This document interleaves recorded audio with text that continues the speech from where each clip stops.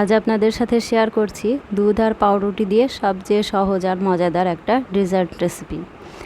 বাড়িতে হঠাৎ কোনো গেস্ট এলে বা মিষ্টি কিছু বানাতে চাইলে এই রেসিপিটা বানাতেই পারেন। রেসিপিটা বানানোর জন্য আমি এখানে নিয়েছি 3 কাপ দুধ। 3 কাপ দুধের সাথে 4 পিস ব্রেড দিয়ে ডেজার্টটা বানাবো। এখানে দুধটাকে ভালো করে জাল দিয়ে ঘন করে নিতে হবে। ডেজার্টটা বানাতে কতটা ব্রেড ইউজ করা হবে সেই হিসাবে দুধটা নিতে হবে। ডেজার্টটা বানাতে দুধের পরিমাণটা বেশি হলে ডেজার্টটা খেতে বেশি ভালো লাগবে।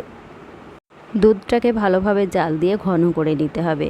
ফ্লেমটাকে মিডিয়াম করে দুধটাকে আমি চুলায় বসিয়ে রাখবো আর দুধটাকে গাঢ় করে নেব। আর এটা সেট করার জন্য যে পাত্রটা ব্যবহার করা হবে তার সাইজ অনুযায়ী ব্রেডগুলোকে কেটে নিতে হবে, তাহলে ডেজার্টটা দেখতে ভালো লাগবে। এখানে আমি স্লাইস ব্রেড নিয়েছি আর ব্রেডের সাইডগুলো কেটে বাদ দিয়ে দিচ্ছি।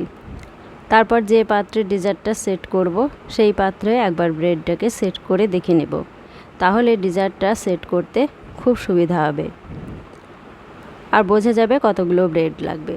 দুধটা তাড়াতাড়ি ঘন করার জন্য হাফ চামচ সুজি জল দিয়ে ভিজিয়ে রাখলাম আর এই 2 প্যাকেট গুঁড়ো দুধ এর সাথে অ্যাড করে নেব, তাহলে মালাইটা তাড়াতাড়ি রেডি হয়ে যাবে।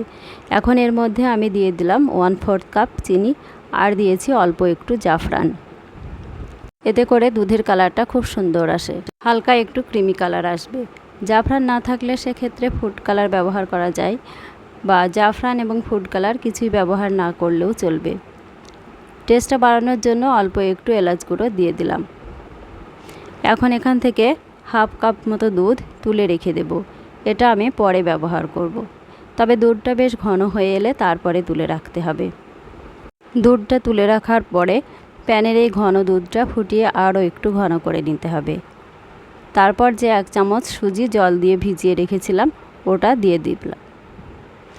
সুজি কোনোভাবেই কিন্তু এর বেশি দেওয়া যাবে না, আর সুজি না দিলেও কিন্তু মালাইটা রেডি করে নিতে পারেন, তবে সেক্ষেত্রে সময়টা আরও একটু বেশি লাগে, তবে খেতে কিন্তু অপূর্ব স্বাদের হয়।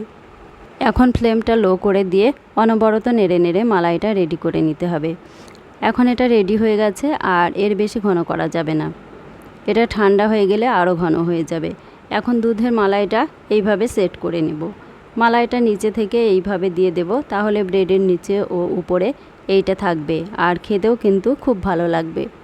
মালাইটা ভালো করে লাগানো হয়ে গেছে, এখন ব্রেডগুলো সেট করে বসিয়ে দিতে হবে। এবার সেট করে দেওয়ার পর আবারও ব্রেডের উপর মালাইটা দিয়ে দিতে হবে। এইভাবে এই ডেজার্টটাকে বানাতে হবে, তাহলে ব্রেডে মালাইটা ভালোভাবে অ্যাবসর্ব করে নেবে আর ব্রেডটাও খুব সুন্দর সফট হবে।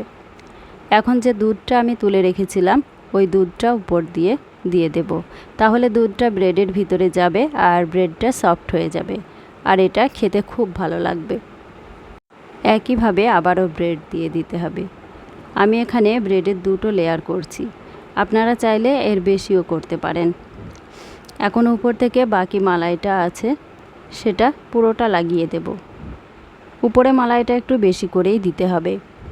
এখন যে দুধটা আছে ওটাও দিয়ে দিতে হবে। আধ ঘন্টা মতো এইভাবেই রেখে দিলে দুধটা ব্রেডে ভালোভাবে অ্যাবসর্ব করে নেবে আর মালাই ব্রেডটাও রেডি হয়ে যাবে। এখন এর উপর কাজু বাদাম আর আমন্ড বাদাম কুচি করে ছড়িয়ে দিচ্ছি, আর এর সাথে একটু পেস্তা এবং কিশমিশও দিয়ে দিতে পারেন। এখন এটা ফ্রিজে রেখে একটু ঠান্ডা করে খেলে খুব ভালো লাগবে।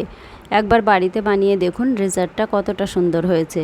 আপনি না বললে কেউ বুঝতেই পারবে না যে এটা পাউরুটি দিয়ে বানানো ডেজার্ট, এতটা সফট আর টেস্টি হয়েছে।